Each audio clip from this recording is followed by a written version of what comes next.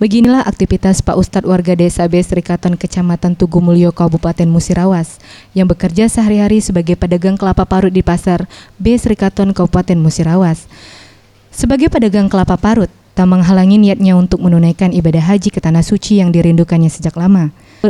Dengan berbekal pekerjaannya sebagai pedagang kelapa parut yang ditekuninya sejak 30 tahun yang lalu atau tepatnya tahun 1987.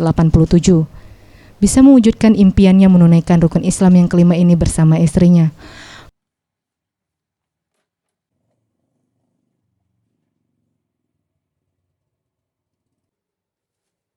Pak Ustadz menceritakan dari usahanya sebagai pedagang kelapa parut yang penghasilannya tidak menentu. Ia sisihkan untuk ditabung sejak tahun 2000 lalu, di mana dengan tabungan yang sudah terkumpul pada tahun 2010, ia bersama istrinya mendaftar sebagai calon jemaah haji di Kementerian Agama Kabupaten Musirawas. Dan akhirnya pada tahun 2017 ini, ia masuk sebagai calon jemaah haji dari Kabupaten Musirawas yang tergabung dalam Kloter 9 dan diberangkatkan melalui embarkasi Palembang. Jadi kami pertama-tama membuka ini selama 30 tahun.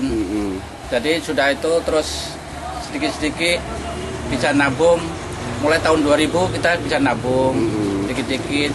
Langsung tahun 2010 kami sudah mulai daftar. Sampai tahun 2017 alhamdulillah kita bisa berangkat juga. Bersama ibu, Pak? Bersama ibu, ya. Bersama ibu, ya. Ia sangat bersyukur karena dapat menunaikan ibadah haji, dan dengan ibadah haji ini ia mengharapkan akan semakin mendekatkan dirinya kepada Allah Subhanahu wa Ta'ala. Tim Liputan Sriwijaya TV.